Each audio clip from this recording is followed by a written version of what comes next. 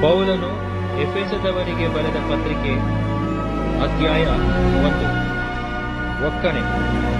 ದೇವರ ಚಿತ್ತಾನುಸಾರವಾಗಿ ಕ್ರಿಸ್ತ ಯೇಸುವಿನ ಅಪೊಸ್ತಲನಾದ ಪೌಲನು ಎಫೆಸದಲ್ಲಿರುವ ದೇವಜನರಿಗೂ ಕ್ರಿಸ್ತ ಯೇಸುವಿನಲ್ಲಿ ನಂಬಿಕೆಯಿಟ್ಟಿರುವವರಿಗೂ ಬರೆಯುವುದೇನೆಂದರೆ, ನಮ್ಮ ತಂದೆಯಾದ ದೇವರಿಂದಲೂ ಕರ್ತನಾದ ಯೇಸು ಕ್ರಿಸ್ತನಿಂದಲೂ ನಿಮಗೆ ಕೃಪೆಯೂ ಶಾಂತಿಯೂ ಆಗಲಿ.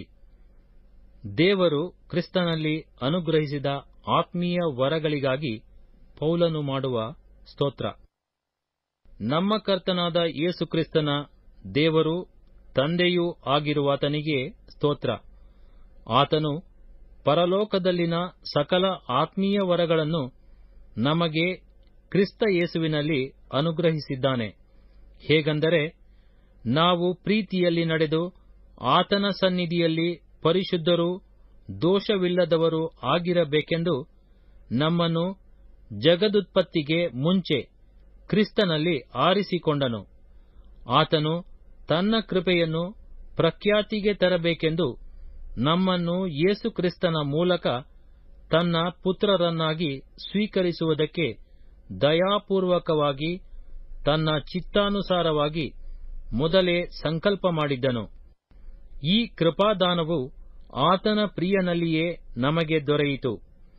ಈತನು ನಮಗೋಸ್ಕರ ತನ್ನ ರಕ್ತವನ್ನು ಸುರಿಸಿದ್ದರಿಂದ ನಮ್ಮ ಅಪರಾಧಗಳು ಪರಿಹಾರವಾಗಿ ನಮಗೆ ಬಿಡುಗಡೆಯಾಯಿತು. ಇದು ದೇವರ ಕೃಪಾತಿಶಯವೇ.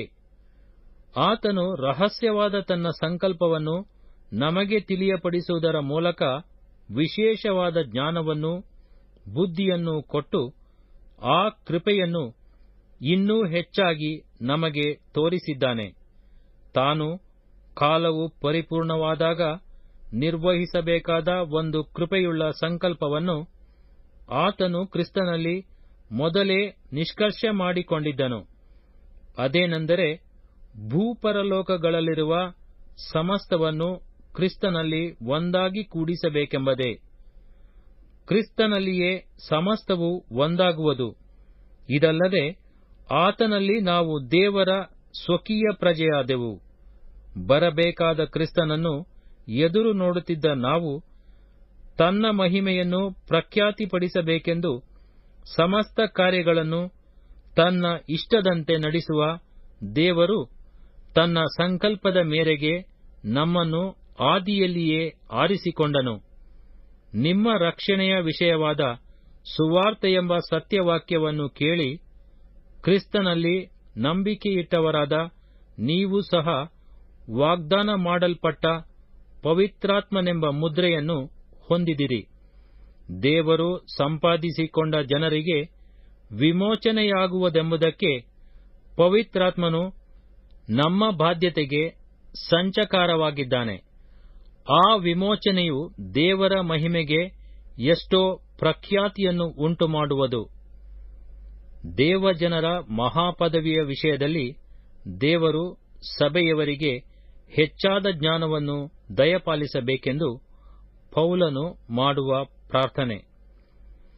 ಹೀಗಿರಲಾಗಿ ಕರ್ತನಾದ ಯೇಸುವಿನಲ್ಲಿ ನೀವು ಇಟ್ಟಿರುವ ನಂಬಿಕೆಯನ್ನು ಕುರಿತು, ದೇವಜನರೆಲ್ಲರಿಗೆ ನೀವು ತೋರಿಸುವ ಪ್ರೀತಿಯನ್ನು ಕುರಿತು ಕೇಳಿ ನಾನು ನಿಮ್ಮ ನಿಮಿತ್ತವಾಗಿ ಎಡೆಬಿಡದೆ ದೇವರಿಗೆ ಸ್ತೋತ್ರ ಮಾಡುತ್ತೇನೆ.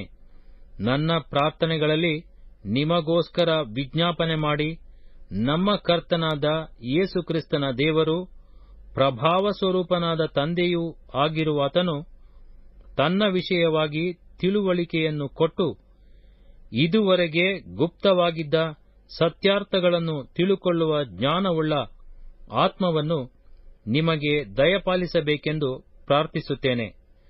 ಆತನು ನಿಮ್ಮ ಮನೋನೇತ್ರಗಳನ್ನು ಬೆಳಗಿಸಿ ಆತನಿಂದ ಕರೆಸಿಕೊಂಡವರು ನಿರೀಕ್ಷಿಸುವ ಪದವಿ ಎಂಥದೆಂಬುದನ್ನು, ದೇವಜನರೆಂಬ ಆತನ ಸ್ವಾಸ್ಥ್ಯದ ಮಹಿಮಾತಿಶಯವು ಎಂಥದೆಂಬುದನ್ನು ನಂಬುವವರಾದ ನಮ್ಮಲ್ಲಿ ಆತನು ಸಾಧಿಸುವ ಪರಾಕ್ರಮವು ಎಷ್ಟು ಅತಿಶಯವಾದದ್ದೆಂಬುದನ್ನು ನೀವು ತಿಳುಕೊಳ್ಳುವಂತೆ ಅನುಗ್ರಹಿಸಲಿ.